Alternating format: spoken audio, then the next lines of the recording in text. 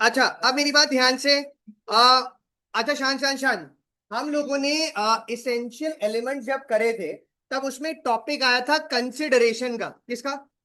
Consideration. और consideration का मतलब क्या होता है? Something in return. और मैंने आपको बताया था, एक बारी मेरी बात ध्यान से सुनिएगा। सपोज करते हैं कि ए जो है, बातें नहीं। हाँ, ए फॉर एग्जाम्पल बी को बोलता है कि मैं आपको एक कार बेचूंगा 5 लाख की। कितने की? तो बी को इस कॉन्ट्रैक्ट में क्या मिल रहा है?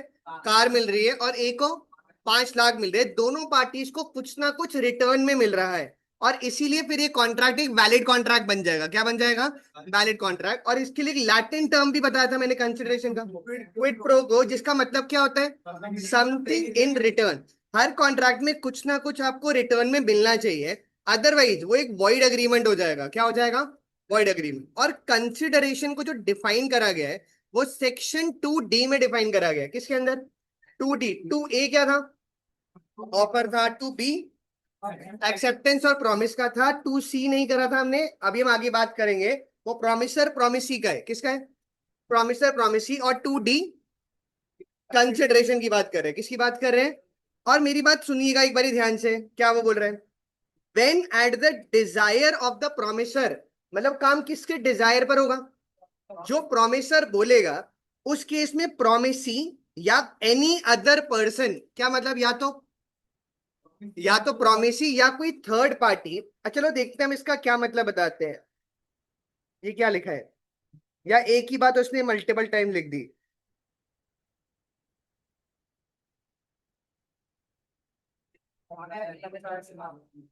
हाँ, वो तो एक में हो गया। तीन तीन मार्क करे मैंने। पहले लिखा है हैज डन और एब्सटेन्ड फ्रॉम डूइंग। दूसरे में क्या लिखा है?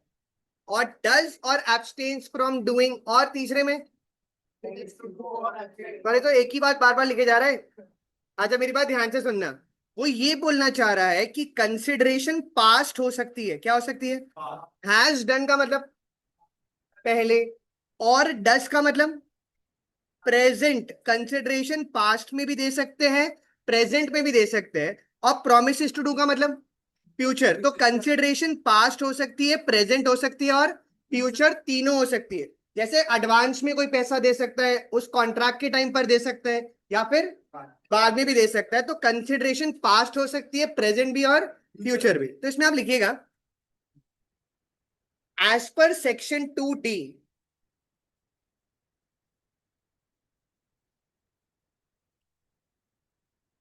फर्स्ट एरो में लिखिएगा, व्हेन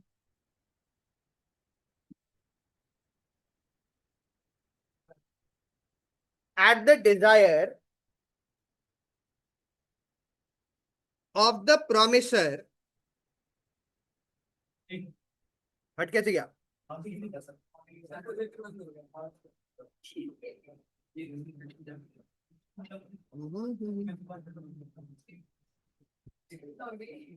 एक लाइट आ रही है ऊपर, दो।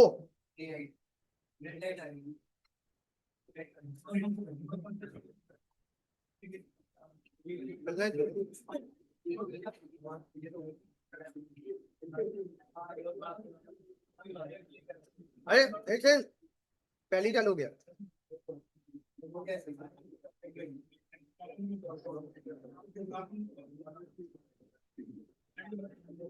एक सेकंड प्रोजेक्टर में कुछ देखना है। फिर ब्लिंक कर रहा है।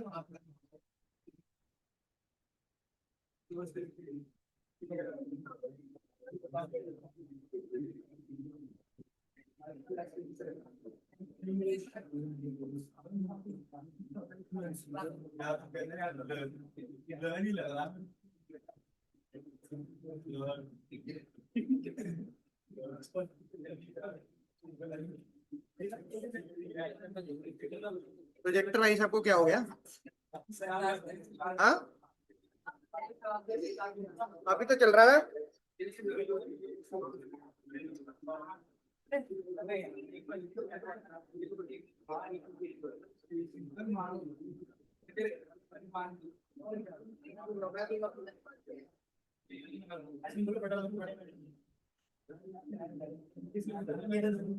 अब चल गया।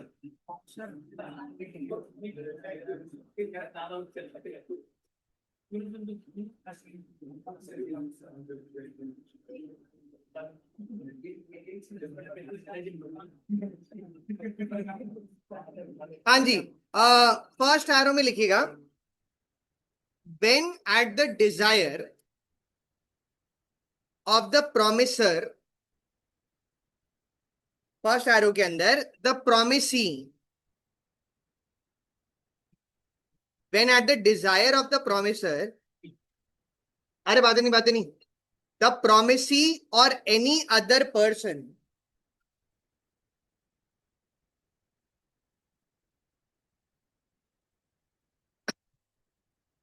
नेक्स्ट एरो में लिखना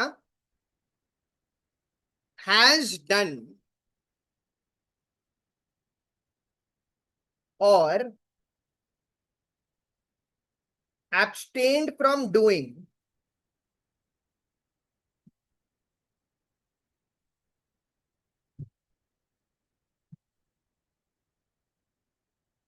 नेक्स्ट एरो के अंदर or does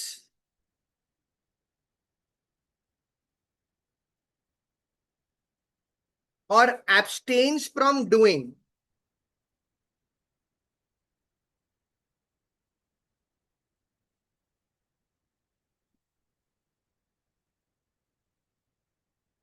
और नेक्स्ट एरो में उसके बाद लिखिएगा और promises to do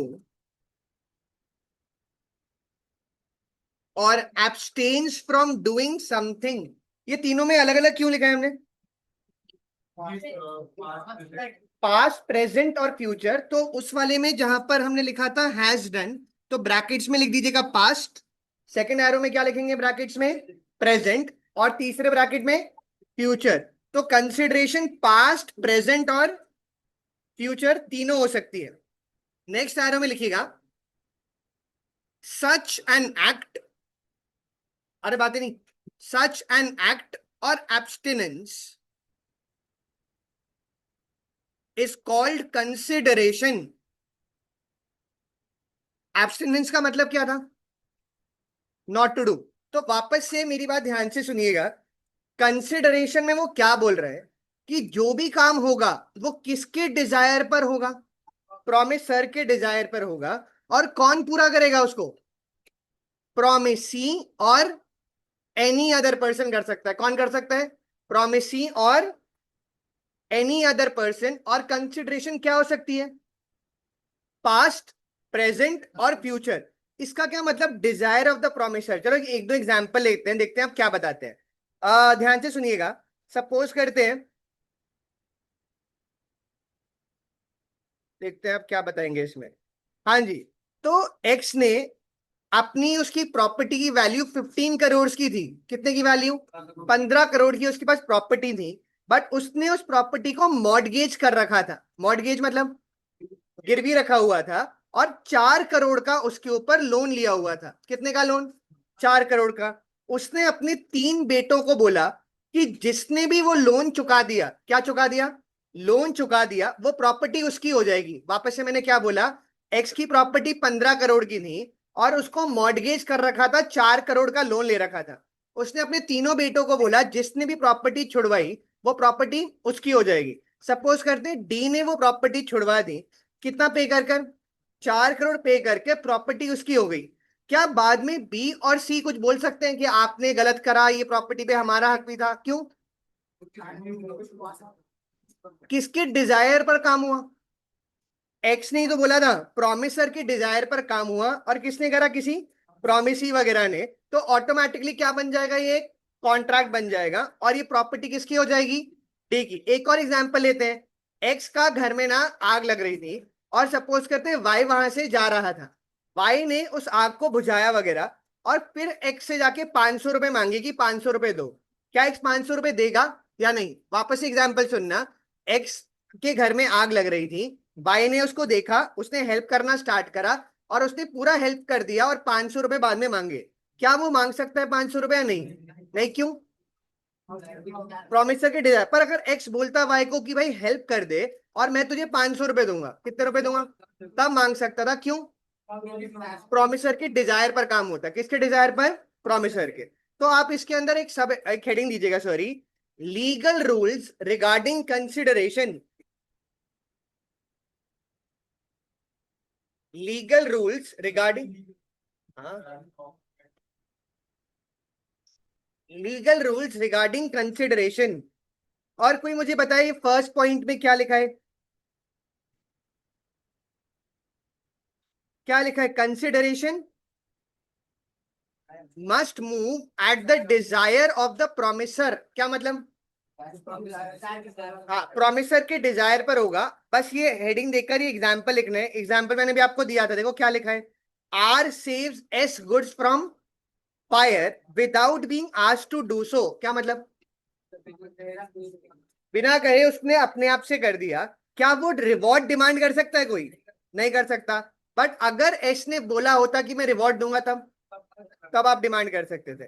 तो ये फर्स्ट पॉइंट का ये लिख दीजिएगा और एग्जाम्पल।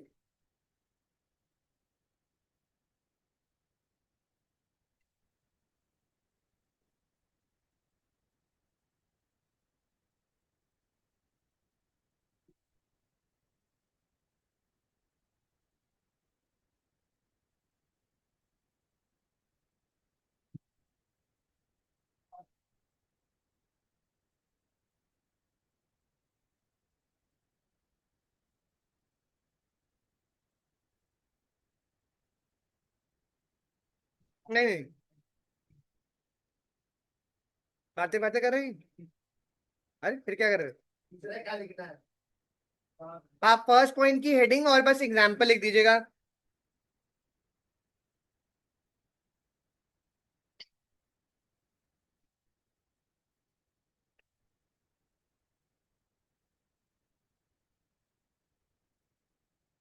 अगला टेस्ट कितने सेक्शन में बोला है? 36। अभी 24 तक आ गए हम लोग। हाँ, पढ़ लिया है। अच्छा, तो पहला पॉइंट क्या है? Consideration must move at the desire of the promisor. तो जो प्रोमिसर बोलेगा दूसरी पार्टी अगर पूरा कर देती है, तो क्या उस केस में कॉन्ट्रैक्ट बन जाएगा? नहीं बन जाएगा? बन जाएगा, क्योंकि उसने कंसिडरेशन प्रोवाइड कर दी। क्या प्रोवाइड कर दी? अच्छा, मेरी बात ध्यान से सेकंड पॉइंट पर आइएगा। और क्या लिखा है? कंसिडरेशन में मूव फ्रॉम प्रोमिसी और एनी अदर पर्सन। इसका क्या मतलब? कंसिडरेशन कौन प्रोवाइड कर सकता है? प्रोमिसी भी कर सकता है, और कोई? अच्छा, अब मेरी बात ध्यान से सुनिएगा, ये इंपॉर्टेंट है। अरे बातों की आवाज आ रही है। अब जो बात करता हुआ देखा तो गाने वाने के लिए बोल देंगे अब इधर आते ही। अब जो दिखा बात करता हुआ, हाँ जी। अब ध्यान से सुनिएगा, मैंने आपको क्या बोला। कंसिडरेशन जो होता है वो प्रोमिसी दे सकता है या फिर कोई थर्ड पर्सन भी दे सकता है। अब मेरा एग्जाम्पल ध्यान से सुनिएगा। सपोज करते हैं एक्स ने अपनी डॉटर वाई को बोला कि मैं आपको ना एक प्रॉपर्टी प्रोवाइड कर रही हूं। क्या आप दे रहे हैं? एक प्रॉपर्टी प्रोवाइड करी जा रही है। और प्रॉपर्टी प्रोवाइड करने की एक शर्त है। क्या है? हाँ, वो चेयर हाँ उधर है, या संजय भैया को बोल दो। अच्छा, वापस से मेरी बात ध्यान से। हाँ, एक्स ने वाई अपनी डॉटर को बोला कि मैं आपको एक प्रॉपर्टी दे रही हूँ जिसकी वैल्यू 15 करोड़ की प्रॉपर्टी है। कितने की? 15 करोड़। बस इस शर्त पे ये प्रॉपर्टी आपको मिल रही है कि आपको अपने अंकल यानी मेरे भाई को हर साल 2 लाख रुपए देने पड़ेंगे। क्या देने पड़ेंगे? 2 लाख। वापस से मैंने क्या बोला? एक्स ने वाई को प्रॉपर्टी ट्रांसफर करी। कितने की प्रॉपर्टी? 15 करोड़ की। किस शर्त के ऊपर? कि आपको 2 लाख रुपए मेरे भाई अपने अंकल को देने पड़ेंगे। सपोज करते हैं वाई ने अपने अंकल ए के साथ अग्रीमेंट भी साइन कर लिया कि वो उनको हर साल कितने रुपए देने के लिए रेडी है? 2 लाख रुपए देने के लिए रेडी है। सपोज वाई ने पहले साल तो पैसे दे दिए। क्या करा? पहले साल पैसे दे दिए। सेकेंड ईयर से पैसा देना बंद कर दिया। उसने बोला मुझे पैसे देने की जरूरत नहीं है, क्योंकि ये अग्रीमेंट वॉइड है। कौन सा अग्रीमेंट? जो वाई और ए के बीच में बना है। उसने ये बोला ये अग्रीमेंट वॉइड इसलिए है कि ए मुझे कुछ रिटर्न में नहीं दे रहा। क्या मतलब? हमने क्या बात करी थी? कंसिडरेशन का क्या मतलब होता है? Something in return. दोनों पार्टीज को एक दूसरे को कुछ ना कुछ रिटर्न में देना पड़ेगा। और इस एग्जाम्पल में क्या हुआ? वाई तो क्या कर रहा है? 2 लाख दे रही है। बट ए उसको रिटर्न में कुछ नहीं दे रहा, क्या ये कॉन्ट्रैक्ट वैलिड होगा या नहीं होगा? क्यों वैलिड? हाँ, और इसमें देखो क्या लिखा है, कंसिडरेशन में मूव फ्रॉम और एनी अदर पर्सन। क्या ए के बिहाफ पर एक्स ने कंसिडरेशन दे दी है? हाँ, ये जरूरी नहीं है कि आप डायरेक्टली कंसिडरेशन दो, आपके बिहाफ पर भी कोई कंसिडरेशन दे रहा है तो भी वो एक वैलिड कॉन्ट्रैक्ट बन जाएगा। क्या बन जाएगा? वैलिड कॉन्ट्रैक्ट, क्योंकि स्ट्रेंजर टू कंसिडरेशन हो सकता है। इसका क्या मतलब स्ट्रेंजर टू कंसिडरेशन? आपके बिहाफ पर कोई और कंसिडरेशन प्रोवाइड कर सकता है। क्या कर सकता है? हाँ, तो वापस से मेरी बात ध्यान से, दो पॉइंट अभी हमने इसमें पढ़े। पहला क्या था, कंसिडरेशन किसके डिजायर पर चलती है? प्रोमिसर के। और कंसिडरेशन किसको प्रोवाइड करनी है? प्रोमिसी और एनी अदर पर्सन। अगर आप डेफिनेशन में भी जाएंगे तो आप वहां पर डेफिनेशन में भी देखेंगे कि एनी अदर पर्सन भी लिखा हुआ था। देखें, कंसिडरेशन कौन प्रोवाइड करेगा, क्या लिखा है? प्रोमिसी और, इसको बॉक्स में मार्क कर दीजिएगा, any other person.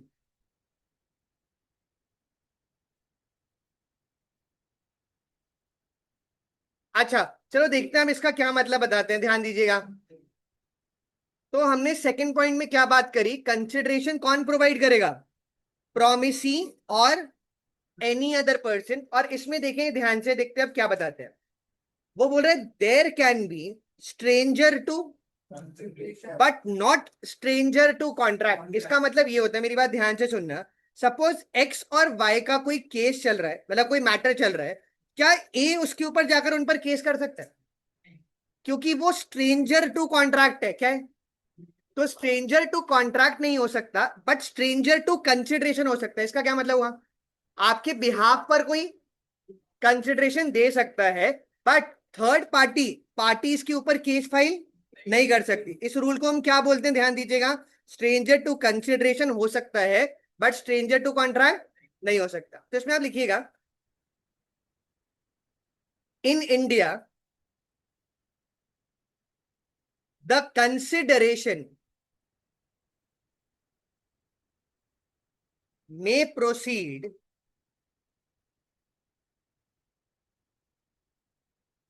from the promisee or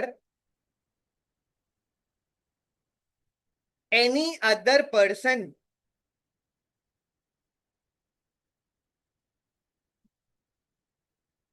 who is not a party to the contract.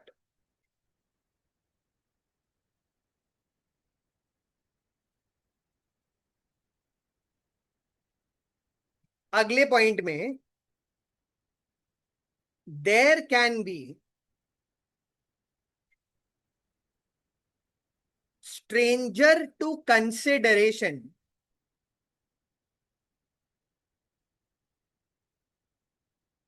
but not stranger to contract. क्या मतलब है स्ट्रेंजर टू कंसिडरेशन का? कोई और कंसिडरेशन दे सकता है, बट थर्ड पार्टी कॉन्ट्रैक्ट में केस फाइल नहीं कर सकती। Not stranger to contract. और इसमें केस का नाम लिखेगा, चिन्नैया वर्सेस रमैया। अरे मैं अपने नाम थोड़ी बना रहा हूं, चिन्नैया वर्सेस रमैया।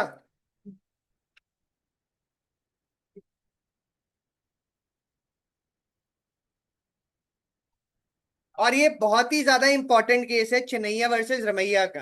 अब मेरी बात सुनिएगा, इस केस में क्या हुआ जो मैं आपको बता चुका हूं वैसे। ओल्ड लेडी ने प्रॉपर्टी अपने किसको दी? डॉटर को।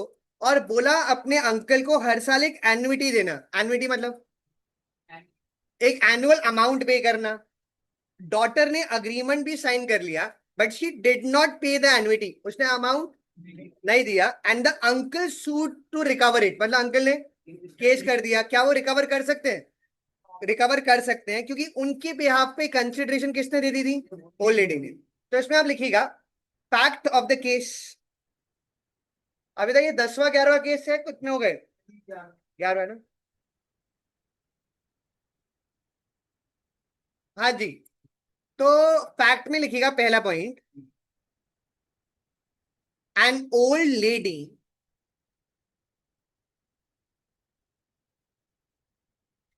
Gifted her property to her daughter with a direction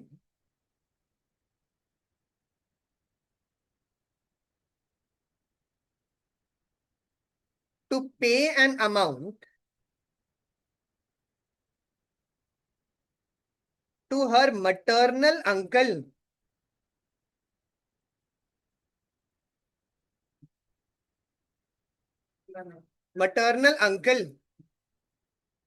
अगले पॉइंट में daughter entered into an agreement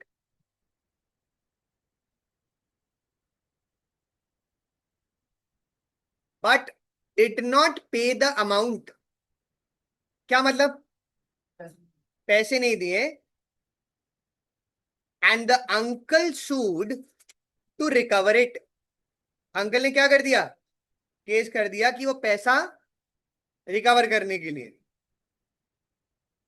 and the uncle sued to recover it. Uncle ने क्या कर दिया? उस पर केस कर दिया. फिर लिखिएगा डिसीजन, और डिसीजन में ये लिख दीजिएगा इट से लेकर डॉटर तक.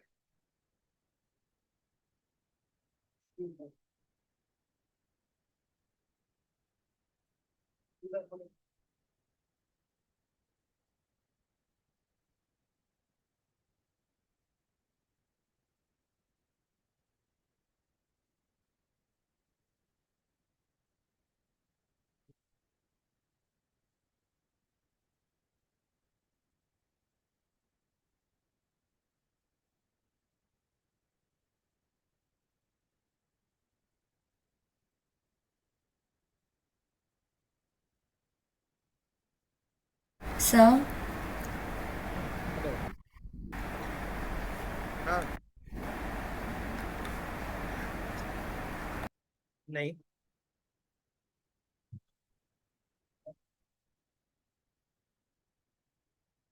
ना ना ना.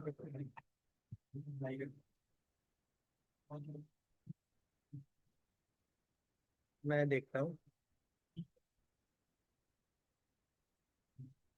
हाँ, एडिटिंग हुई थी. फाउंडेशन की बुक तो रेडी थी पहले ही. एडिटिंग मुझे तो याद नहीं है. मेरे को पहले भेज, मैं देखता हूँ. ठीक है.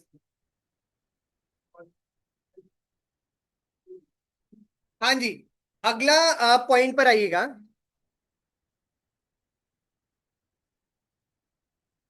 Consideration must be real and not illusory.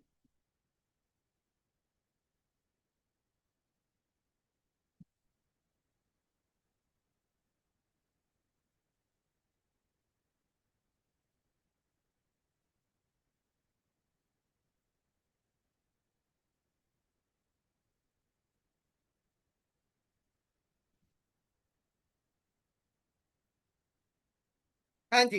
अब मेरी बात आप ध्यान से सुनिएगा. वो क्या बोल रहे हैं कि कंसिडरेशन क्या होनी चाहिए? रियल होनी चाहिए और इल्यूजरी नहीं होनी चाहिए. इसका मतलब क्या है? मेरी बात आप ध्यान से सुनिएगा कि कंसिडरेशन की कोई रियल वैल्यू होनी चाहिए. कोई अगर बोले कि मैं डिस्कवर करूंगा ट्रेजर बाय मैजिक, क्या ये पॉसिबल है? या ये इल्यूजरी? इल्यूजरी का मतलब क्या होता है? इमेजिनरी, काल्पनिक. तो वो कंसिडरेशन हमेशा क्या होनी चाहिए? रियल होनी चाहिए. तो इसमें आप लिखिएगा it must be something, it must be something to which the law attaches some value,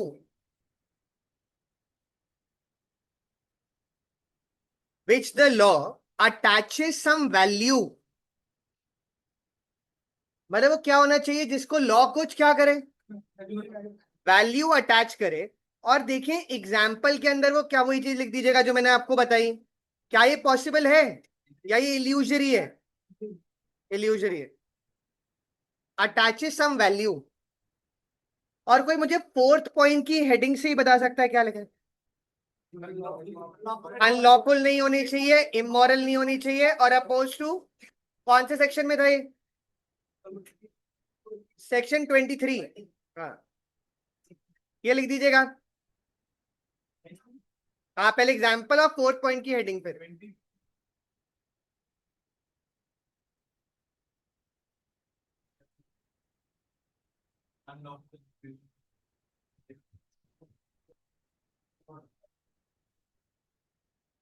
ओ, ये बातें करे जाए।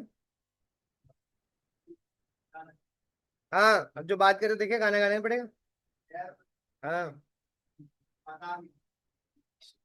अब चल गया। हाँ जी। तो वापस से 4 पॉइंट इसके अंदर अभी हमने बात कर ली है। पहला पॉइंट क्या था? कंसिडरेशन किसके डिजायर पर होगा? प्रोमिसर। दूसरा, प्रोमिसी और एनी अदर पर्सन कर सकता है। तीसरा, रियल होना चाहिए, इल्यूजरी नहीं हो सकता। और चौथा, वो अनलॉफुल नहीं हो सकता, इमोरल नहीं हो सकता, और अगेंस्ट द पब्लिक पॉलिसी नहीं हो सकता। फोर्थ की बस हेडिंग ही देनी है पॉइंट की। टेस्ट की डेट बता दी है मैंने। हाँ, मैं बता देता हूँ अभी। दो तो हो जाएगा ये खत्म।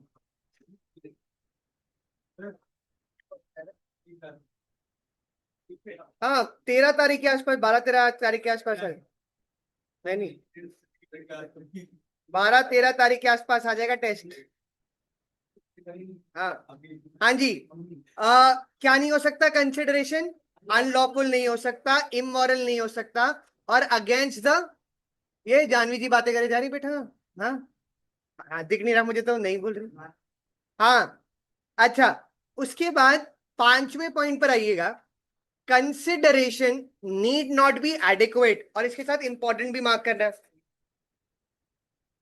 Need not be adequate.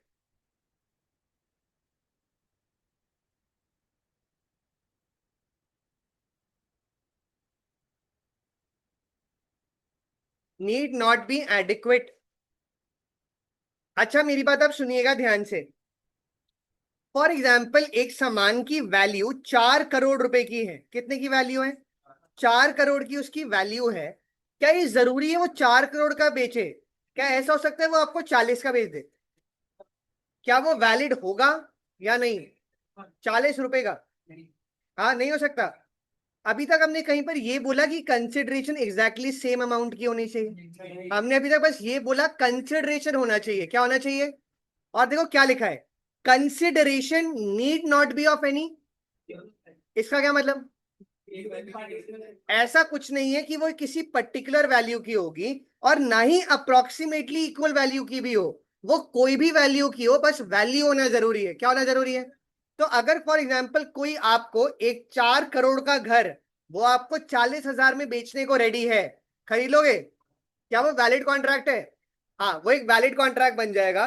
पर वो भूत भी तो हो सकता है घर के अंदर। आपको ऐसा घर बेच दे जिसके अंदर भूत हो। हाँ। हाँ जी। हाँ। हाँ, उसको लॉ पढ़ा देंगे। अच्छा, तो वापस से एक बात, मेरी बात ध्यान से। पर चलो, एक क्वेश्चन है मेरा। आप इसमें क्या बताएंगे? शान शान शान।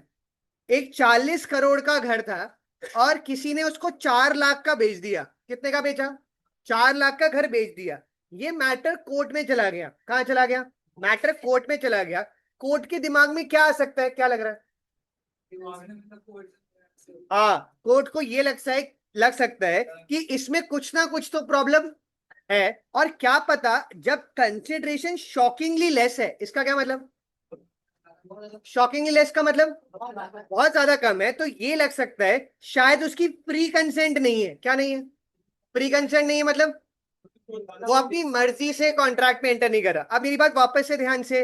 अगर सपोज करो 40 करोड़ का घर है, 25 करोड़ में जा रहा है, कोई दिक्कत? कोई दिक्कत नहीं।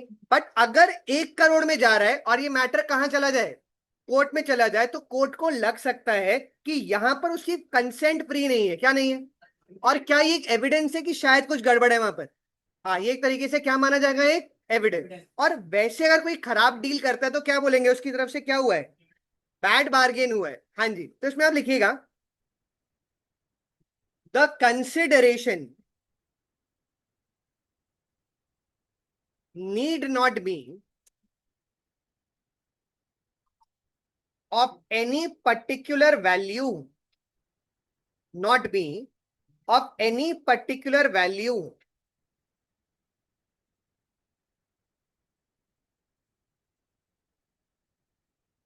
और इस लाइन का मतलब कोई बताना समथिंग से क्या लिखा है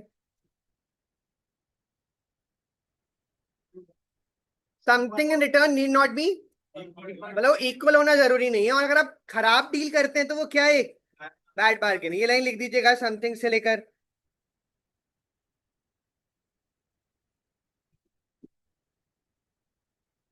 ये 3 मार्क का आया था एक बारी question consideration need not be adequate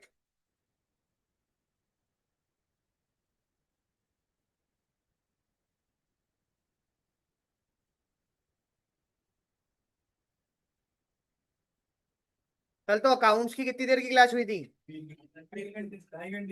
easy accounts में क्या है फाइनल अकाउंट ये मारपीट चालू हो गई यहाँ पर ये तो मारपीट चालू कर दी एकदम उधर गिरा के बैठा हुआ आराम से।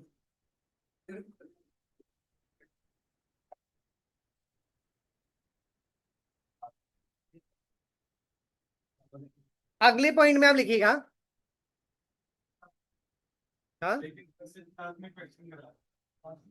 तो पहले क्वेश्चन ही करा रहे थे पहले पहले समझा रहे थे उन्होंने एक क्वेश्चन कराया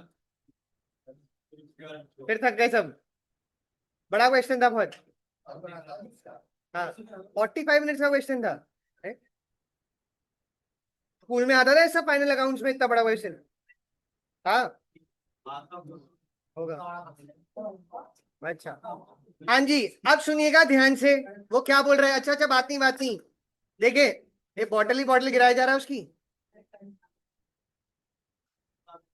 हाँ अच्छा अब सुनिएगा सुनिए सब ध्यान से वो क्या बोल रहे हैं एज पर एक्सप्लेनेशन टू और ये देखो फिर बात करा बेटा हाँ यक्ष जी बात गाना पड़ेगा हाँ अच्छा अब सुनिएगा ध्यान से वो क्या बोल रहे हैं as per explanation two to section 25 section 25 में ये बात करी गई ध्यान दीजिएगा कोई भी अग्रीमेंट जिसमें कंसेंट फ्री हो क्या वो इसलिए वॉइड हो जाएगा कि उसमें कंसिडरेशन इनएडिक्वेट है इसका क्या मतलब है अगर सामान 5 करोड़ का था कोई 500 का बेच रहा है क्या इस वजह से अग्रीमेंट वॉइड हो जाएगा नहीं ये एक वैलिड कॉन्ट्रैक्ट है कौन सा कॉन्ट्रैक्ट है वो आपकी गलती है कि आपने वो सामान 500 का क्यों बेच दिया पर वो कॉन्ट्रैक्ट पूरी तरीके से क्या रहेगा वैलिड तो इसमें आप लिखिएगा अगले पॉइंट पे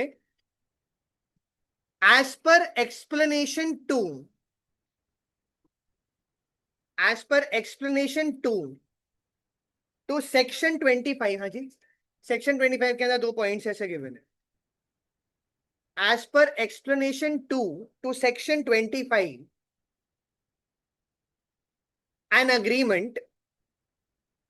an agreement in which the consent is freely given इसका क्या मतलब कंसेंट इज फ्रीली गिवन अपनी मर्जी से एंटर कर रहा है freely given is not void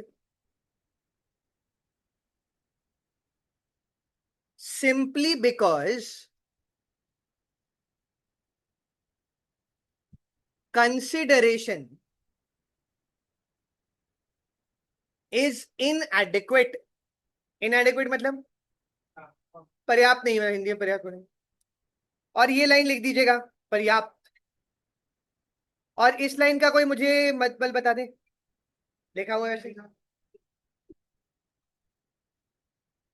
मतलब वो ये बोल रहा है अगर कंसिडरेशन क्या है शॉकिंगली लेस है तो ये एक तरीके का एविडेंस है कि हो सकता है उसकी कंसेंट फ्री ना हो पर अगर कोई कोर्ट में लेकर नहीं गया तो ठीक है कॉन्ट्रैक्ट वैलिड है कोई दिक्कत की बात नहीं हाँ जी हाँ जी एक स्पेसिफिक टाइम में कर पर ऐसा वो रीजनेबल टाइम लॉ वर्ड बोलता है लॉ ये नहीं बोलता कि 3 महीना 4 महीना वो डिपेंड करता है केस टू केस हाँ सर्कमस्टेंसेस ये लिख दीजिएगा लाइन अगला पॉइंट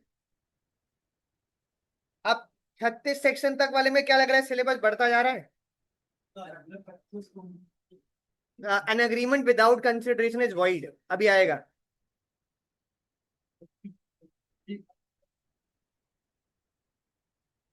पच्चीस, आज आपका 25वां सेक्शन खत्म हो जाएगा। अगली क्लास में 26 से 29 हो जाएगा, फिर उसकी अगली क्लास में 30, और फिर उसकी अगली क्लास में इतना। तो अब कितनी क्लास का रह गया? 1 2 3। तो टेस्ट पास में आ रहा है। ये बातें कर रहे थे फिर, तीनों बात कर रही है। अब जो दिख गया बात करता हुआ, हाँ हाँ जी, जल्दी जल्दी जल्दी लिखिएगा। और वापस से कितने पॉइंट आ गए इसके अंदर? 5 पॉइंट हो गए हैं। और पहला पॉइंट क्या था कि कंसिडरेशन प्रोमिसर के डिजायर पर होगा। सेकंड, प्रोमिसी और एनी अदर पर्सन प्रोवाइड कर सकता है। तीसरा, रियल होना चाहिए। चौथा, अनलॉफुल नहीं हो सकता। पांचवा, एडिक्वेट होना जरूरी नहीं है, और अगर एडिक्वेट नहीं है तो वो आपकी तरफ से एक बैड बार्गेन है। क्या है? बैड बार्गेन है। बट अगर कंसिडरेशन शॉकिंगली लेस है तो एज एन एविडेंस आप ट्रीट कर सकते हैं कोर्ट में कि फ्री कंसेंट नहीं थी।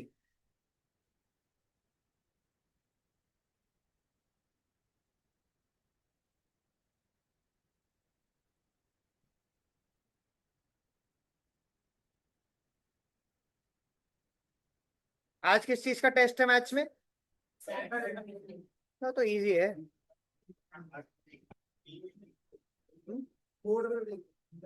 उसमें क्या दिक्कत है? कोई कुछ पूछ रहा है?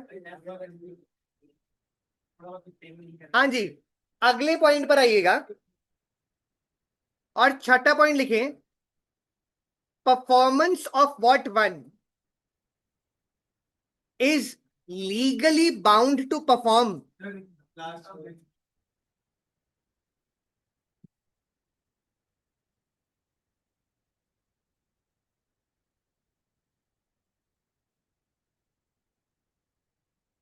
छठे पॉइंट में क्या है? Performance of what one is legally bound to perform. अच्छा मेरी बात अब सुनिएगा। सपोज करते हैं कि कोई ना एक लॉयर को एक ने हायर करा एक केस लड़ने के लिए, मर्डर का केस था। उसने लॉयर को हायर करा ए ने, और उसको 2 करोड़ की फीस देने की बात करी। कितने की फीस? 2 करोड़ की फीस देने की बात करी। 4-5 हियरिंग के बाद उसे लगा कि लॉयर केस हारने वाला है। क्या करने वाला है? हारने वाला है। उसने बोला भाई 1 करोड़ और ले ले, पर केस जीत जा। क्या कर जा? केस जीत जा। क्या ये जो एक्स्ट्रा अमाउंट दे रहा है, क्या ये वैलिड कंसिडरेशन होगा या नहीं? क्यों नहीं? एक बार कोई पढ़ के बताना है इसको, है या नहीं। वापस से एग्जांपल ध्यान से। ए ने लॉयर को हायर करा एक मर्डर केस हैंडल करने के लिए, और फीस कितनी बोली? 2 करोड़ की। 3-4 हियरिंग के बाद उसने बोला 1 करोड़ और ले लेना, मैं आपको 1 करोड़ और दे रहा हूं, बस केस जीत जाना। तो क्या ये वैलिड कंसिडरेशन है या नहीं है? मेरी बात ध्यान से। 2 करोड़ भी क्यों दिए थे? केस जीतने के। तो उसका काम ही क्या था? केस जीतना। अब उसके लिए अगर कुछ एक्स्ट्रा दिया जाए, क्या वो वैलिड कंसिडरेशन होगा? नहीं, उसको वैलिड कंसिडरेशन नहीं मानेंगे। सेम तरीके से आपने पुलिस ऑफिसर को बोला कि भैया मेरा फोन चोरी हो गया, ढूंढ दो, मैं 1,000 रुपए दे दूंगा। कितने रुपए दे दूंगा? 1,000 रुपए आपको दे दूंगा। क्या ये वैलिड कंसिडरेशन है? नहीं। क्यों? सैलरी मिले, उसका काम ही ये था कि उसको फोन ढूंढना है, वो उसका एग्जिस्टिंग ड्यूटी है। क्या है? एग्जिस्टिंग ड्यूटी है, तो वो वैलिड कंसिडरेशन नहीं है। तो इसमें आप लिखिएगा, द कंसिडरेशन। क्या हो गया? पेन उड़ गया?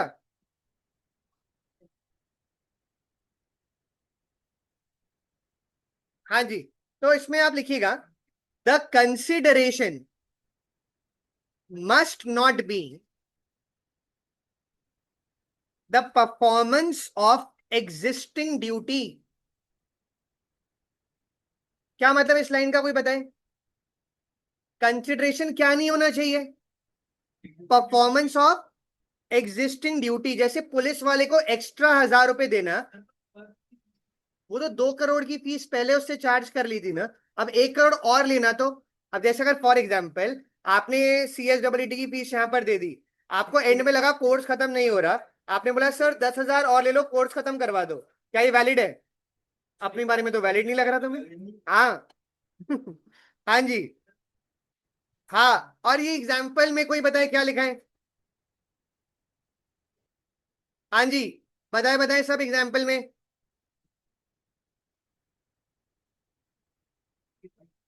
उसने अपने लॉयर को क्या बोला कि मैं आपको over and above your fees दे दूंगा अगर आप केस जीत जाओगे तो। क्या ये वैलिड है या वॉइड है? वॉइड है, ये लिख दीजिएगा एग्जाम्पल। ऑनलाइन में भी अश्मिता अनु कुछ पूछना हो, कोई डाउट हो? No sir. ओके। हाँ जी, तो कितने पॉइंट हो गए इसके अंदर? 6। आपके एग्जाम में क्वेश्चन आया था इस पर कि उसने बोला था डिफाइन कंसिडरेशन और उसके लीगल रूल्स बता दो, 7 मार्क्स का। याद रखना बस, डेटा लास्ट तक बात है, अभी के लिए तब उस टाइम पूछेंगे। अभी अभी और हाँ, अभी दे रहा हूँ टेस्ट में।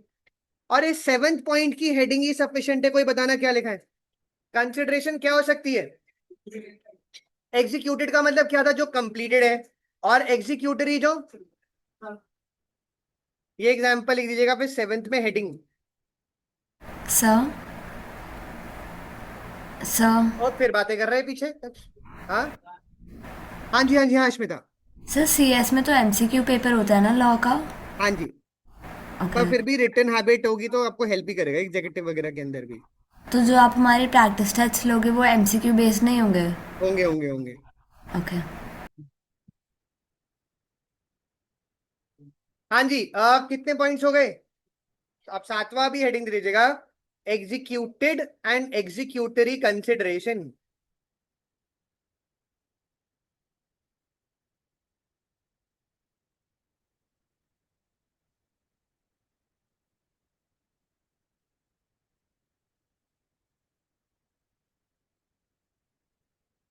और कोई इस लाइन का मतलब बता दे, सिंपल सी बात है, हम पहले कर चुके हैं। अगर परफॉर्मेंस पूरा हो गया है तो, और अभी तक अगर वो एक प्रॉमिस है तो, प्रॉमिस है मतलब अभी काम बाकी है तो उसको क्या बोलेंगे हम? एग्जीक्यूटरी। ये लिख दीजिएगा, इतना ही।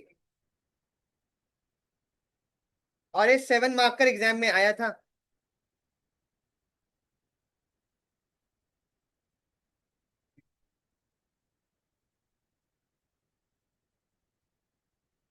सीएस के न्यू कोर्स में इको भी सब्जेक्टिव पेपर है, पहले वो एमसीक्यू होता था। हाँ, बुरा हो गया अब तुम्हारे साथ। अब सिलेबस ज्यादा है।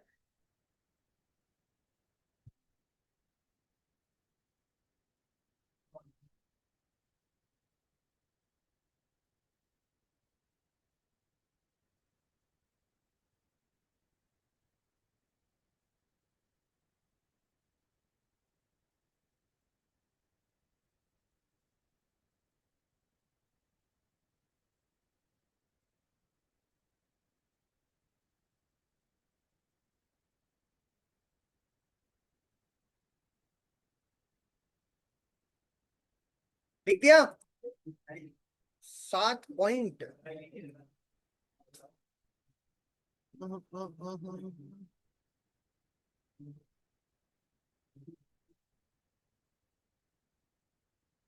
कल अगर मेरा कहीं जाने का प्लान नहीं हुआ तो मैं एक्स्ट्रा क्लास लूंगा, बता दूंगा। कल अगर मेरा कहीं जाने का नहीं, एक बच्चा है कल मौसम अच्छा है। हाँ तो क्लास एक्स्ट्रा है। कल क्रिकेट हाँ, कल सोचता हूँ फिर, नहीं तो एक्स्ट्रा क्लास लूंगा कल। कितने बजे? 10 बजे से 1 बजे तक, ऑफलाइन ऑनलाइन दोनों। हम्म, बता दूंगा। 3 घंटे की पानी पड़ेगा। नहीं एग्जाम्पल नहीं। अच्छा, अब हेडिंग आप दीजिएगा वैलिडिटी। और ये वेरी वेरी इंपॉर्टेंट लिखना, ये सबसे फेवरेट क्वेश्चन है आईसीएआई का, आईसीएसआई, सीएमए इंस्टीट्यूट सबका। और वो ये क्या बोल रहे हैं, हेडिंग में क्या लिखा है? Validity of agreement without. और अगर किसी अग्रीमेंट में कंसिडरेशन नहीं है तो वो एक वॉइड अग्रीमेंट हो जाता है। क्या हो जाता है? वॉइड। अगर दोनों पार्टीज को रिटर्न में कुछ नहीं मिल रहा है तो वो अग्रीमेंट क्या हो जाएगा? वॉइड। जैसे अगर फॉर एग्जाम्पल मैं आपकी क्लासेस अगर फ्री में लेता हूं और कोर्स खत्म नहीं कराता, क्या मेरे ऊपर केस फाइल कर सकते हो? नहीं, क्यों? कोई कंसिडरेशन नहीं है। क्या नहीं है? कंसिडरेशन नहीं है। और कोई भी अग्रीमेंट जो विदाउट कंसिडरेशन है वो क्या हो जाएगा? वॉइड हो जाता है। क्या हो जाता है? वॉइड। तो इसमें आप लिखिएगा, हेडिंग दे दीजिएगा पहले। तो इसमें लिखिएगा एज पर सेक्शन 25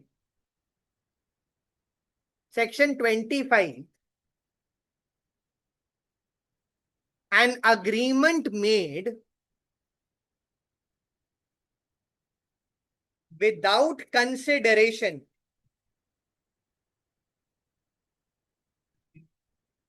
हाँ हाँ, an agreement made, और ये 7 मार्क का वापस है। हाँ, an agreement made without consideration is void। क्या है वो अग्रीमेंट?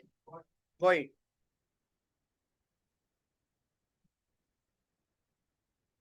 अगले पॉइंट में आप लिखिएगा however the Indian Contract Act contains certain exceptions to this rule। हाँ, the Indian Contract Act contains certain exceptions to this rule। exceptions का क्या मतलब हुआ? मतलब इन केसेस के अंदर चाहे कंसिडरेशन ना भी हो तो कॉन्ट्रैक्ट वैलिड होगा। जनरल रूल क्या है? वॉइड है। बट एक्सेप्शन का क्या मतलब? इन केसेस में वैलिड होगा। तो इसमें आप लिखिएगा आगे, हमने क्या लिखा था? इन द फॉलोइंग केसेस। हाँ, तो इसमें आप कुछ लाइन कोई लास्ट बताएगा क्या लिखी है? However in the exception to this rule. अगले पॉइंट में लिखना in the following cases, in the following cases the agreement, though without consideration,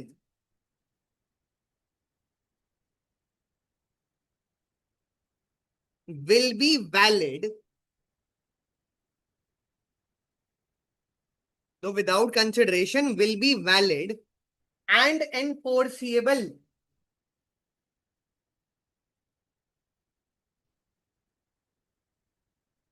मतलब इन केसेस के अंदर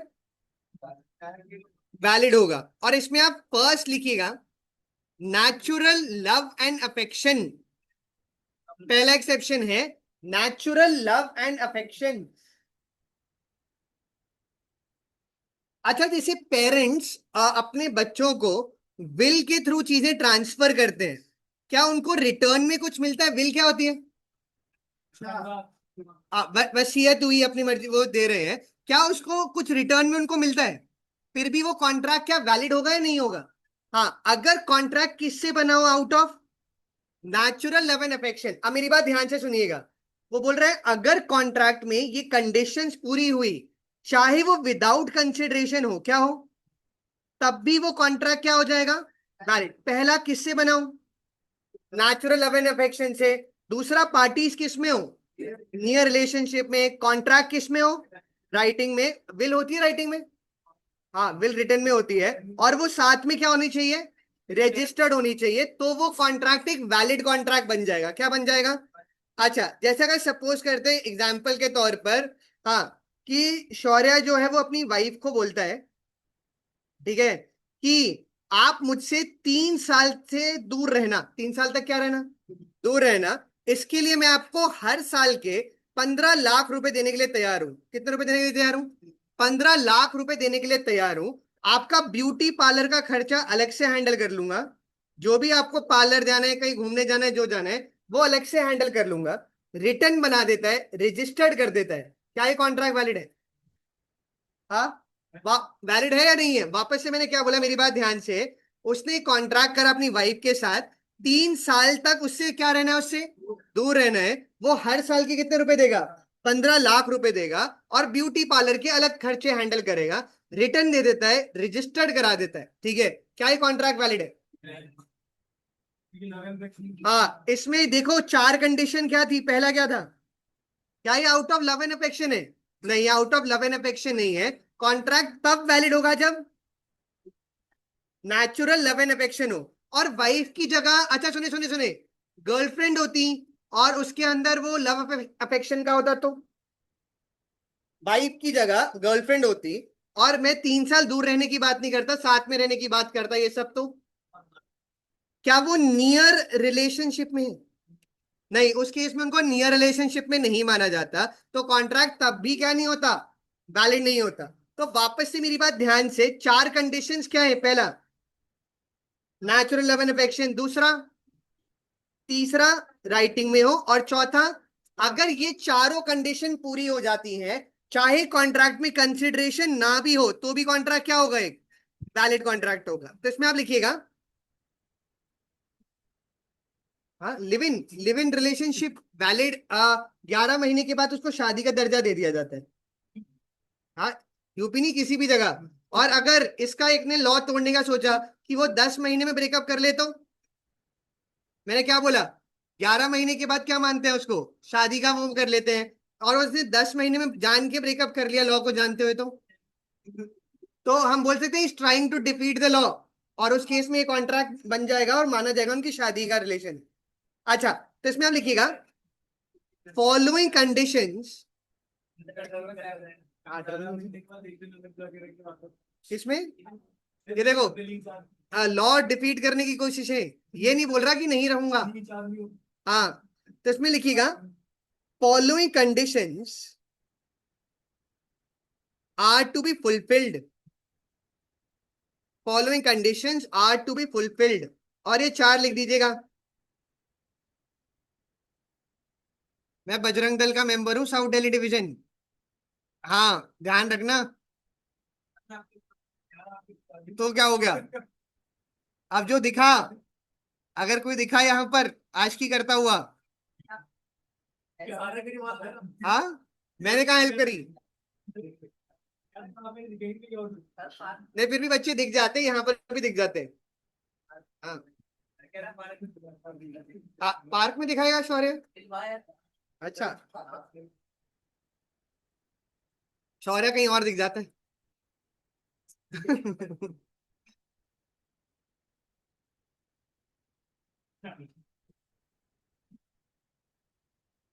ये बच्चे दिख जाते हैं, सिलेक्ट सिटी वॉक मॉल में दिख जाएंगे। हाँ, कहते तो चले कहाँ नहीं जाना, कहाँ नहीं जाना। मेरा वहां पर क्लब है, ये कंट्री क्लब, खुद का नहीं, मतलब मेंबरशिप है। सैनिक फार्म में कंट्री क्लब है। हाँ, तो उसमें मेंबरशिप है मेरी। हाँ, हाँ, हाँ, वहां पर। हाँ, शिवालिक।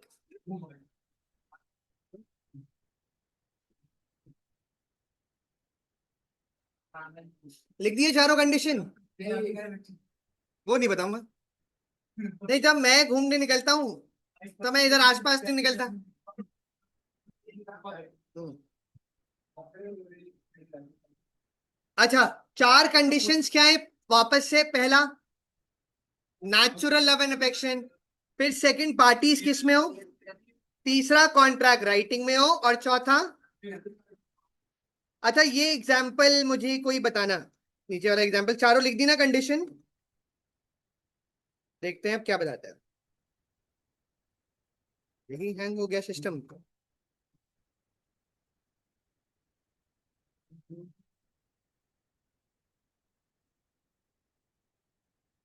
हाँ जी, ये एग्जाम्पल का कोई मतलब बता दे। हस्बैंड ने एक रजिस्टर्ड अग्रीमेंट बनाया और प्रॉमिस टू पे हिज अर्निंग्स टू हिज, क्या ये वैलिड होगा नहीं होगा? रिटर्न है, रजिस्टर्ड है, ये वैलिड कॉन्ट्रैक्ट है, ये लिख दीजिएगा। हाँ,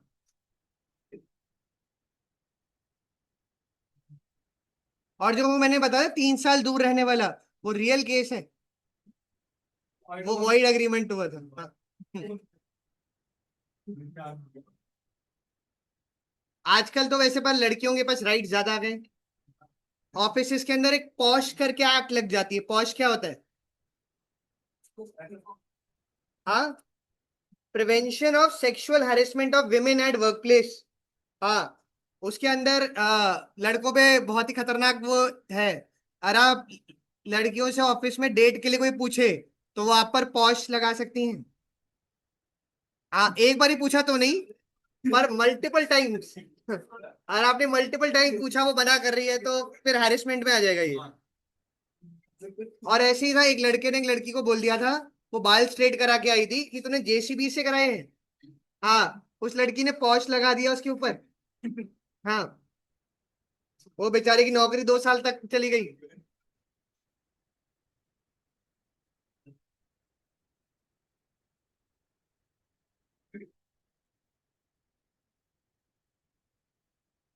तो पहला एक्सेप्शन क्या था? नेचुरल, वर्ड याद रखना, natural love and affection. Second point पर आइएगा, compensation for past voluntary services. Compensation for past voluntary services. अच्छा मेरी बात सुनिएगा, सपोज करते हैं आप, सौरभ सर का वॉलेट नीचे गिर गया था, उसमें 5,000 रुपए थे। कितने रुपए थे? 5,000। आपने वो वॉलेट, आपको मिल गया और आप सौरभ सर के पास आ गए वॉलेट लेकर, ठीक है। सौरभ सर ने बोला ठीक है मैं आपको इसमें से 1,000 रुपए दे दूंगा। कितने रुपए दे दूंगा? 1,000 रुपए। आप कल आके ले जाना, मैं आपको कल 1,000 रुपए दे दूंगा इसके, ठीक है। आप अगले दिन गए पैसे लेने और सौरभ सर मुकर गए कि मैं पैसे नहीं दे रहा, ठीक है। क्या ये कॉन्ट्रैक्ट बन गया था? क्या सर को पैसे देने थे या नहीं? तो ये 4 कंडीशंस पढ़ के बताना। अब सुनिएगा वापस से, क्या सौरभ सर ने आपको वॉलेट ढूंढने को बोला था या आपने वॉलेंटरीली करा था? अगर ये 4 कंडीशंस पूरी हो जाएंगी तो ये कॉन्ट्रैक्ट बन जाएगा, ध्यान देना। आपने वॉलेंटरीली करा। सेकंड, क्या ये काम आपने प्रोमिसर के लिए करा? सौरभ सर के लिए करा। तीसरा, क्या प्रोमिसर एग्जिस्टेंस में थे? और चौथा, क्या उन्होंने कॉम्पनसेट करने की बात करी थी? हाँ, तो क्या बन जाएगा? एक कॉन्ट्रैक्ट बन जाएगा। बट अगर सौरभ सर कुछ कॉम्पनसेट करने की बात ही नहीं करते तो तब केस नहीं कर पाते। केस कब कर पाते? अगर कॉम्पनसेट करने का बोला होता। हाँ, ये बदल दिए थे टॉपिक, देखते एकदम पहले कुछ और बोल रहा था। हाँ, हाँ जी, तो इसमें आप लिखिएगा, in order that a promise to pay, in order that a promise to pay for past voluntary services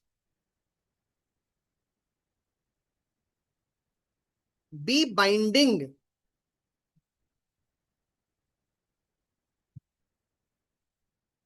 the following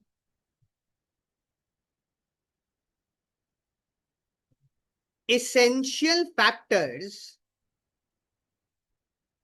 must exist।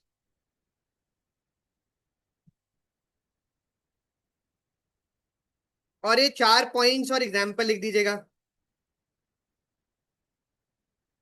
क्या लिखा है एग्जाम्पल में, कोई बताए? वही सेम ही है।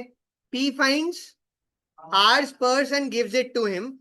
R promises to give 10,000. This is a valid contract.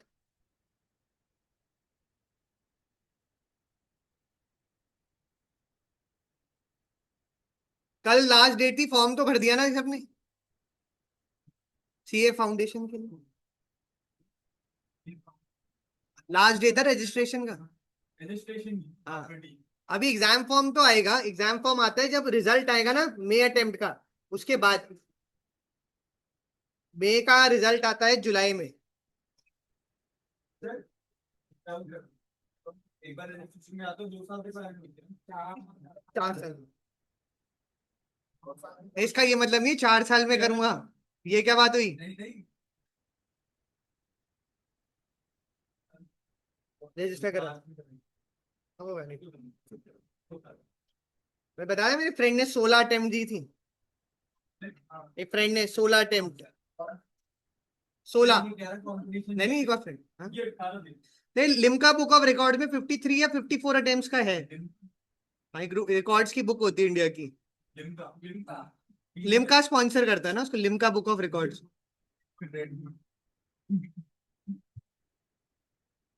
53 या 54 attempt दिए थे उसने। ये ये नहीं पता, मुझे लगता है वो जान के फेल हो रहा होगा, इतने में तो रट ही जाता है। वो क्या रिकॉर्ड बनाते हैं, उससे ज्यादा फेमस होऊंगा।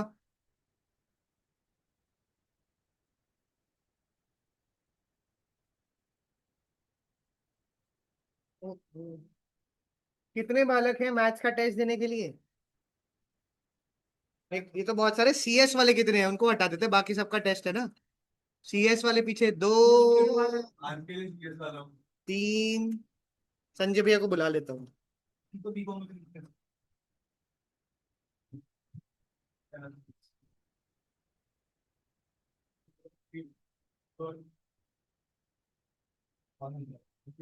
तो तुम लोग मैथ्स के टेस्ट में चीटिंग कर सकते हो, थोड़ा दूर दूर बिठाना पड़ेगा। और क्या। संजय भैया एक बार ही ऊपर आना है इधर, टेस्ट के लिए वो पेपर भी देना है। ये ऊपर आना इधर ही। हाँ, ये बच्चों से ये एंट्री। संजय भैया कितने हैं ये बच्चे? सीएस वाले हाथ उठा दो बस की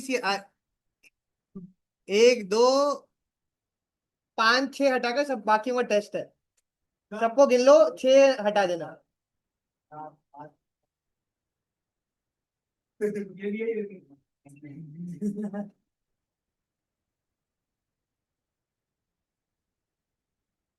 कितने? 34 है? नहीं फिर तो 30 करवा लो। कहाँ? प्रिंट आउट पेपर के, मेरे पास आंसर की भी है और पेपर भी। हाँ, आंसर की। हाँ, 30 है ना संजय भैया?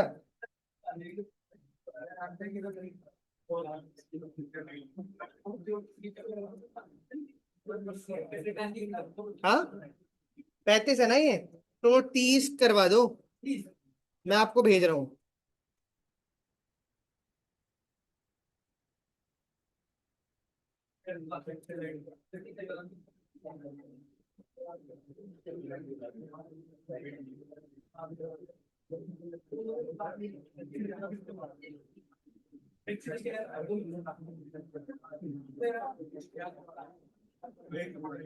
वो गलती से ग्रुप पे चला गया पेपर।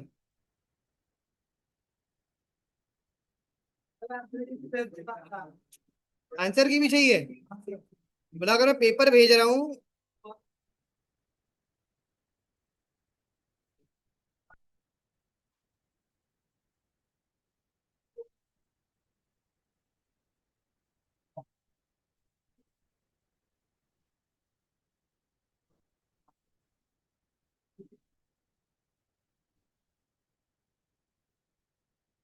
हाँ जी, कितने पॉइंट हो गए? 2 हो गए ना, 2 एक्सेप्शन। तीसरी एक्सेप्शन पे आइएगा, प्रॉमिस टू पे टाइम बार्ड डेट। सूर्या जी की लुगाई भाग गई है जो इतनी देर से बातें करेगा, इमरजेंसी है। हाँ, लुगाई भागना भी इमरजेंसी है। हाँ, इमरजेंसी। अच्छा, तीसरा पॉइंट पे आइएगा, प्रॉमिस टू पे टाइम बार्ड डेट। अब मेरी बात सुनना, ये बहुत इंपॉर्टेंट पॉइंट है। अच्छा एक चीज बताओ, आ, कितने भी सालों बाद केस लेकर चले जाएं, कोर्ट एक्सेप्ट कर लेता होगा? 20 साल बाद आ रहे हैं, 25। कोर्ट ने एक एक्ट बना रखी है इंडिया में, जैसे गवर्नमेंट ने एक्ट बना रखी है जिसका नाम है लिमिटेशन एक्ट। कौन सी एक्ट? और वो टाइम पीरियड बताती है कि इस टाइम में केस लेकर आ सकते हो। क्या बताती है वो? Time period. और डेट के लिए, किसके लिए? डेट यानी उधार के लिए उन्होंने 3 साल का लिमिटेशन पीरियड सेट करा है कि अगर किसी ने लोन नहीं चुकाया तो आप कितने सालों में आ सकते हो? 3 सालों में आप आ सकते हो केस लेकर। क्या लेकर? उसके बाद आओगे तो कोर्ट केस को एक्सेप्ट नहीं करता। और अगर आप टाइम के बाद जाते हो तो उस डेट को क्या बोलते हैं? Time barred debt. क्या बोलेंगे इसको? टाइम बार्ड, जिसका टाइम निकल चुका है। अच्छा एक बारी मेरी बात ध्यान से सुनना, देखते हैं अब क्या बताते हैं। ए ने, अच्छा सुनिए सुनिए, इंपॉर्टेंट है। ए ने बी से 5 लाख रुपए का लोन लिया। कितने का लोन लिया? 5 लाख का। और 5 साल हो चुके हैं, उसने पैसे नहीं चुकाए। ठीक है, क्या ये टाइम बाद डेट हो गया? हाँ, ये टाइम बाद डेट हो गया। 5 साल के बाद ए में अच्छाई जागी और उसने बी को बोला, देख भाई मैं तुझे पूरे पैसे तो नहीं दे सकता, मैं तुझे 4 लाख रुपए दे देता हूँ। क्या देता हूँ? एक रिटर्न अग्रीमेंट बना दिया कि मैं आपको कितने रुपए देने के लिए तैयार हूं, 4 लाख रुपए देने के लिए तैयार हूं। रिटर्न कर दिया, साइन कर दिया। क्या इस कॉन्ट्रैक्ट में अब बी उससे कुछ वापस दे रहा है? जो सेकंड वाला बना है, पहले वाला तो खत्म हो गया, सेकंड वाले में ए ने क्या बोला, मैं कितने रुपए दे रहा हूं आपको, 4 लाख। क्या बी उससे रिटर्न में कुछ दे रहा है? नहीं। तब भी क्या ये कॉन्ट्रैक्ट वैलिड होगा? ये पढ़ के बताना। कह रहा हाँ एग्जाम्पल है तो वैलिड है। वेर से पढ़ के बताना क्या ये कॉन्ट्रैक्ट वैलिड है या नहीं। हाँ, वैलिड। क्या बोल रहा है? अगर कोई प्रॉमिस है जो क्या हो, रिटन हो और साइंड हो bye the person making it और बाय हिज, और कौन से डेट को पे करने की बात कर रहे हैं, बार्ड बाय लिमिटेशन, वो कॉन्ट्रैक्ट क्या होगा, चाहे वो किसके बिना भी बना हो, कंसिडरेशन। जैसे एग्जांपल में देखिएगा, ए ने कितने का लोन लिया, बट वो बार्ड हो गया बाय द लिमिटेशन एक्ट, मतलब उसका टाइम। और उसके बाद उसने एक रिटन प्रॉमिस साइन करी कितने रुपए देने की, 50,000 इन द फाइनल सेटलमेंट, चाहे इसमें कंसिडरेशन ना हो, बट ये एक वैलिड कॉन्ट्रैक्ट बन गया। क्या बन गया है? Valid contract. तो इसमें आप लिखिएगा उधार। हाँ, तो इसमें लिखिएगा where a promise in writing signed by the person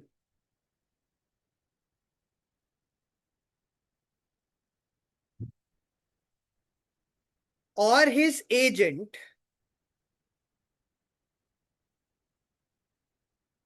is made to pay a debt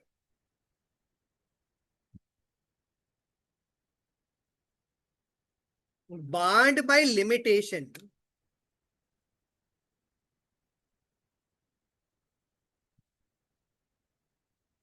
is valid even without consideration।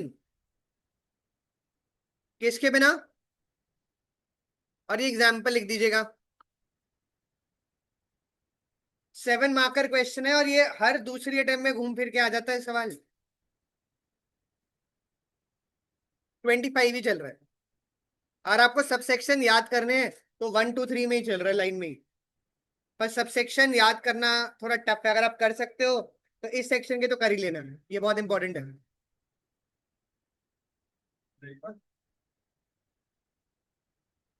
ऊपर नीचे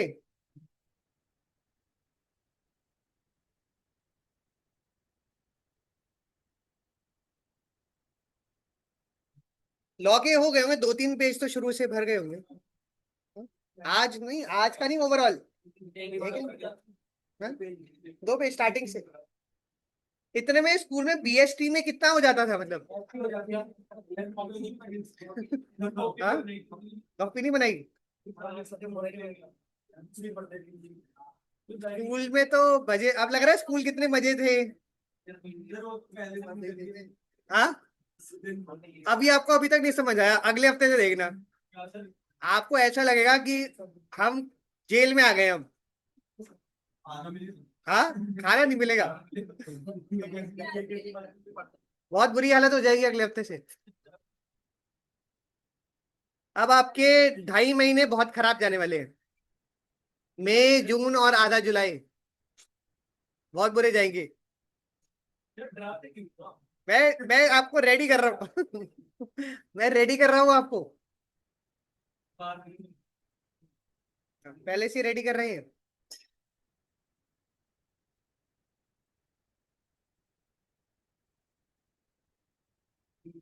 ऐसे दिन भी आएंगे, अभी 5 5 घंटे की क्लास होगी, 6 6 घंटे की। अजय थोड़ी है, कोर्स भी है, टेस्ट ले रहे हैं। आपके एग्जाम में महीने अब कितने रह गए? मई जून जुलाई अगस्त, 4 महीने बाद पेपर है। हाँ, टाइम भी नहीं बचा। अरे अभी आपको लग रहा है।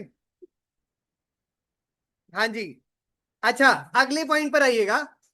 एजेंसी अच्छा, अगर मुकेश अंबानी अपने बच्चों को एजेंट बनाए, क्या जरूरी है वो उनको कंसिडरेशन दे? तब भी क्या वो कॉन्ट्रैक्ट वैलिड होगा या नहीं होगा? हाँ, वो ये बोल रहा है no consideration is necessary to create an agency. तो एजेंसी क्रिएट करने के लिए कोई कंसिडरेशन होना जरूरी नहीं है। ये चौथा पॉइंट लिख दीजिएगा। हाँ, ये सेक्शन आएगा आगे,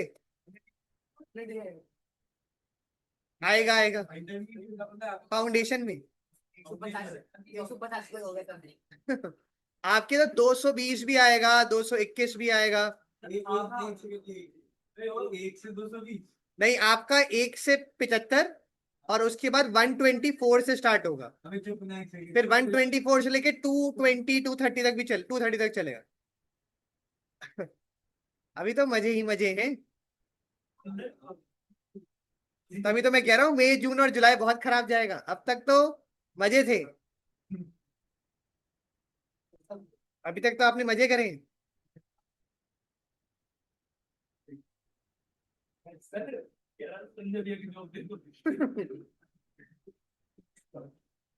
पांचवा पॉइंट, कंप्लीटेड गिफ्ट।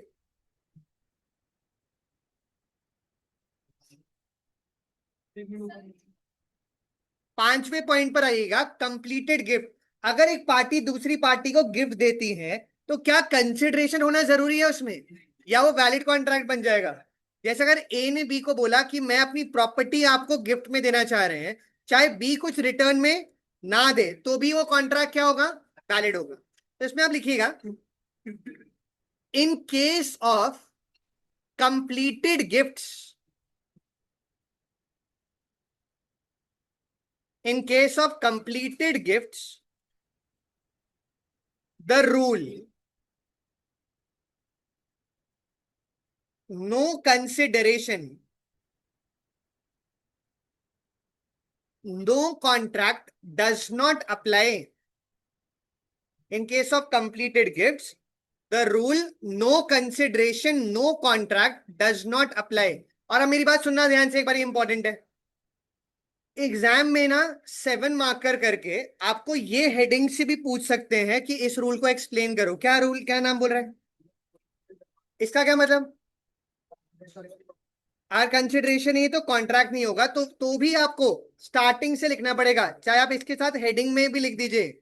जहां पर हमने हेडिंग स्टार्ट करी थी, अग्रीमेंट विदाउट कंसिडरेशन, इसको ये भी बोलते हैं, नो कंसिडरेशन नो कॉन्ट्रैक्ट। इसका एक और नाम इसके साथ लिख लेना, नो कंसिडरेशन नो कॉन्ट्रैक्ट।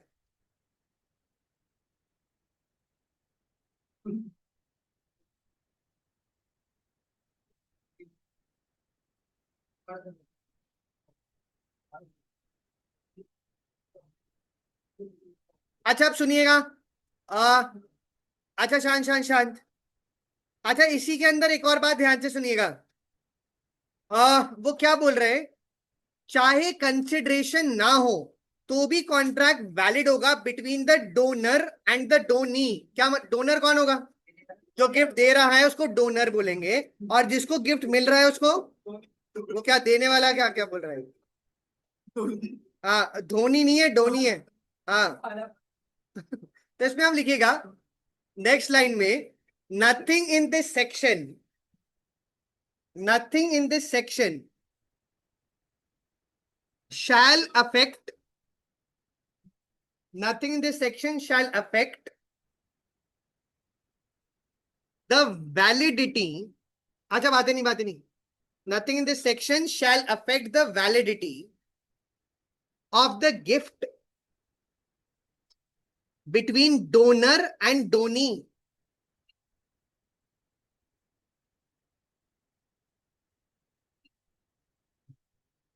अच्छा, अब सुनिएगा ध्यान से, 6th और 7th पॉइंट इंपॉर्टेंट है केस स्टडी के लिए भी। अच्छा, एक चीज होती है बेलमेंट। क्या चीज? बेलमेंट का मतलब ये होता है, ध्यान से सुनना, हम सामान की ओनरशिप ट्रांसफर नहीं कर रहे। क्या ट्रांसफर नहीं कर रहे? हम सिर्फ उसका पोजेशन ट्रांसफर कर रहे हैं। क्या ट्रांसफर कर रहे हैं? अच्छा, जैसे फॉर एग्जांपल सौरभ सर आपको अपना फोन 7 दिन के लिए फ्री में यूज करने के लिए दे दे, ठीक है, तो ऐसी चीज को सेल बोलेंगे फोन की। नहीं, इसको क्या बोलेंगे हम? बेलमेंट बोलते हैं। क्या बोलते हैं? बेलमेंट। जिसके अंदर आपने ओनरशिप ट्रांसफर नहीं करी है। क्या ट्रांसफर करा है? पोजेशन। आपने यूज करने के राइट्स दे दिए हैं, बट आपने उसकी ओनरशिप उनको नहीं दी। इसको बेलमेंट कहते हैं। क्या बोलते हैं? कुछ और एग्जांपल लेते हैं, मुझे बताना बेलमेंट होगा या सेल होगा। जैसे रेलवे स्टेशन में एक क्लोक रूम होता है। क्लोक रूम मतलब पता हो किसी को? आप वहां पर अपना सामान रख सकते हैं, ठीक है, और उसके कुछ चार्जेस वगैरह लेते हैं। क्या वो ओनरशिप ट्रांसफर हो रही है या पोजेशन? पोजेशन। तो इसको भी हम क्या बोलेंगे? बेलमेंट बोलेंगे। ऐसे ही अगर आप किसी टेलर भैया को कपड़े दे देते हैं सिलने के लिए, तो वो उस कपड़े की आप ओनरशिप उनको दे रहे हैं या पोजेशन दे रहे हैं? पोजेशन दे रहे हैं। इसको भी बेलमेंट बोलते हैं। क्या बोलते हैं? जिसका सामान होता है उसको बोलते हैं बेलर, और जिसको हम दे रहे हैं पोजेशन उसको बेली बोलेंगे। क्या बोलेंगे उसको? बेली। और बेलमेंट के अंदर वो क्या बोल रहा है? कंसिडरेशन होना जरूरी नहीं है। क्या होना जरूरी नहीं है? आपने जूम कार सुना है? कहीं पर कुछ होता है zoom car? Zoom car cars on rent होती है। क्या होती है? क्या वो कार की ओनरशिप ट्रांसफर कर रहे हैं? नहीं, वो पोजेशन ट्रांसफर कर रहे हैं। क्या ट्रांसफर कर रहे हैं? और बेलमेंट कंसिडरेशन के साथ भी हो सकती है और विदाउट भी हो सकती है। क्या हो सकती है? विदाउट भी। ये लिख दीजिएगा सिक्स। अश्मिता कुछ पूछ रही थी शायद, क्या कोई ऑनलाइन पूछ रहा था? नहीं सर। हाँ, ये बेलमेंट लिख दीजिएगा, ये भी आएगा आगे जाके सेक्शन 148। कितनी एक्सेप्शन आ गई? छठा। तो चलो आधा घंटा और पढ़ा देता हूँ, 12 बजे तक। विशाल सर की तो क्लास है नहीं।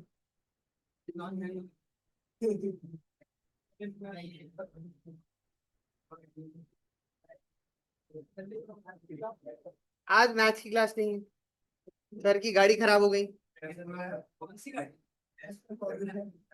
सर के पास जी वैगनर। हाँ, जी वैगन। सर ही बोलते हैं उसको जी वैगनर। अगला लिखिएगा चैरिटी। 7वां point charity.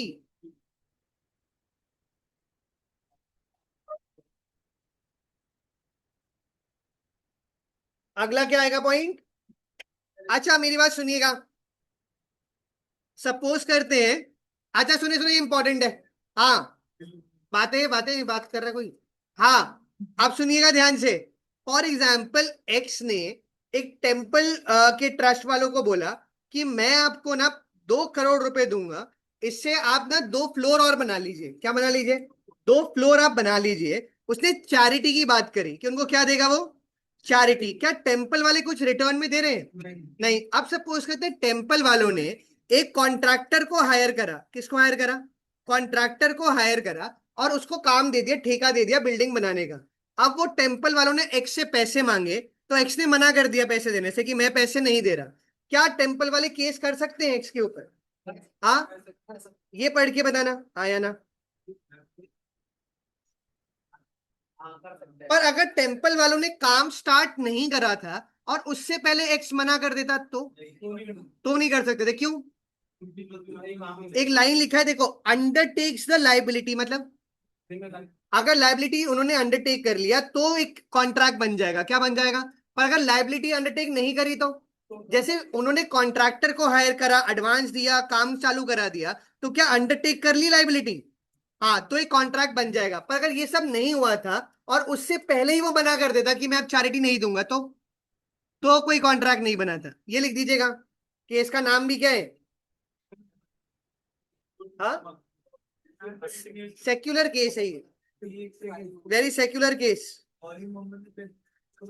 हाँ, वेरी सेक्युलर केस।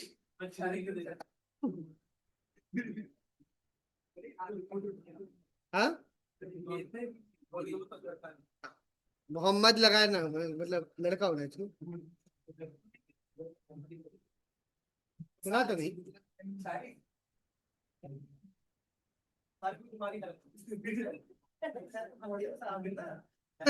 हाँ सही कह रहा है, वो कोई मौलवी है जो तो ऐसे पूछ रहे हो तुम? हाँ, ये लिख दीजिएगा। हाँ, लड़की लग रही है। अब मैंने जेंडर पता नहीं करा हूँ। ये लिख दीजिएगा। फिर अगली हेडिंग पर आते हैं।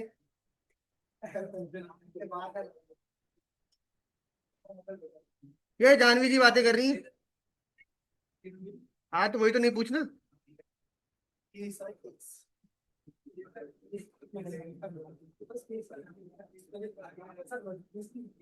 हाँ फैक्ट नहीं है केस का। इफ से लेकर ये पूरा लिखना है यहाँ तक। 25 सेक्शन तक हो गया हमारा। Very good. अब अगली हेडिंग पर आते हैं।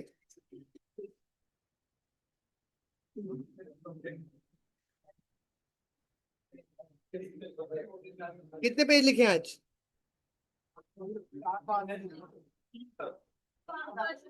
हाँ 5 से शुरू हो गया। चलो फिर आज यहीं तक क्या करेंगे। हाँ नहीं इससे ज्यादा होता तो ऊपर से निकल जाए फिर कहीं। सही बात। Overload overload. हाँ मुझे भी आ गया एकदम दरवाजे पे ताला लगाने का काम याद आ गया।